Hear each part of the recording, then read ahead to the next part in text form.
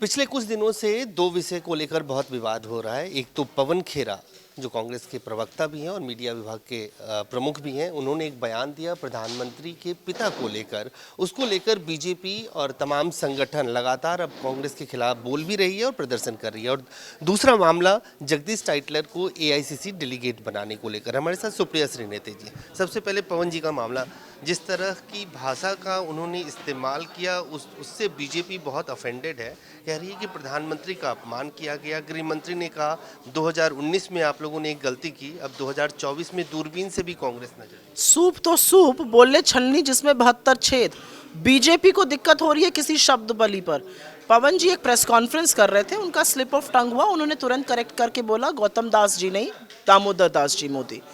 प्रधानमंत्री ने किन शब्दों का प्रयोग किया? जर्सी गाय, हाइब्रिड बछड़ा, कांग्रेस की विधवा, 50 करोड़ की गर्लफ्रेंड, दीदी ओ दीदी, रेनकोट पहनकर नहाते हैं, खूनी पंजा। ये बड़ी मर्यादित भाषा है। आप एक दिवंगत और शहीद प्रधानमंत्री के लिए क्या क्या बोले जो राहुल जी के पिता हैं, वो बड़ी अच्छी मर्यादित भाषा है।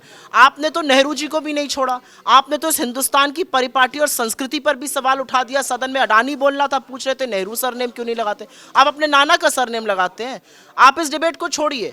अगर आप इतना ही सशक्त करना चाहते हैं तो आप दामोदर दास मोदी हटा के हीराबेन मोदी लगाइए ना। आप क्यों नहीं वो करेंगे?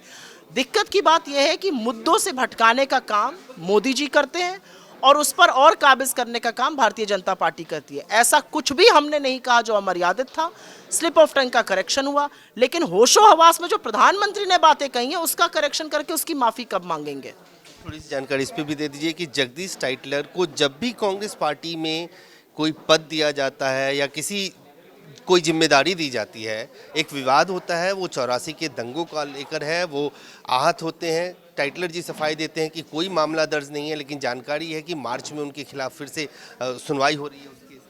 देखिए, ऐसा है कि जिस वाक्य का आप जिक्र कर रहे हैं वो निस्संदेह बहुत दुखद था, वो निस्संदेह भयावह था, लेकिन उसको 40 साल बीत गए और इस 40 साल में कांग्रेस को पंजाब ने बार बार चुना।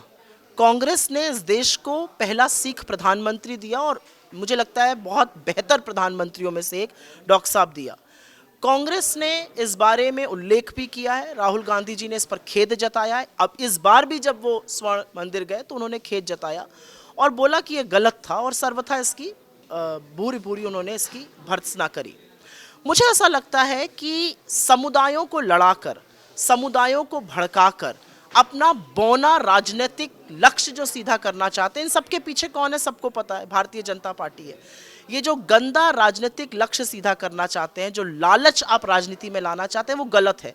लोगों के ऊपर एक बहुत दुख की घड़ी आई थी उस समय, उनकी दुखती रग को बार बार दबाना अपने राजनीतिक स्वार्थ के लिए, अपने राजनीतिक षड्यंत्र के लिए सर्वथा गलत है। सुप्रिया जी, एक आखिरी सवाल आपसे पूछूंगा। दिल्ली में सुप्रीम कोर्ट के कहने के बाद आज चौथी बार एमसीडी के मेयर चुनाव चल रहे हैं। अब क्या होगा अभी कुछ देर में पता चल जाएगा, लेकिन सुप्रीम कोर्ट को इंटरवीन करना पड़ा। बहुमत आम आदमी पार्टी के पास है। बीजेपी कह रही है कि कोई हॉर्स ट्रेडिंग नहीं है, आप फ्लोर पे कर लीजिए। इस नूरा कुश्ती को कैसे देख रहे हैं? ये नूरा कुश्ती है, जो शब्द आपने यूज किया, ये नूरा कुश्ती है। ये चोर चोर मौसेरे भाई, ये सिक्के के दो रूप हैं, दो पहलू हैं। ये दिखाता है आपको कि लोकतंत्र का चीरहरण ये दोनों मिलकर कैसे करते हैं। सुप्रीम कोर्ट को हस्तक्षेप करना पड़ा, लेकिन देश सारा देख रहा है, लोगों ने एक मत दिया है, उससे हो जाने दीजिए चुनाव। सत्ता की लालसा में ये भी लोलुपता में व्यस्त हैं, वो भी व्यस्त हैं, लेकिन जिस चीज का आप चीरहरण कर रहे हैं वो भारत का जीता जागता लोकतंत्र है। तो साफ तौर से सुप्रिया जी का कहना है कि बहुमत जिसके पास है फ्लोर पे तय होना चाहिए, लेकिन लोकतंत्र का चीरहरण ना हो।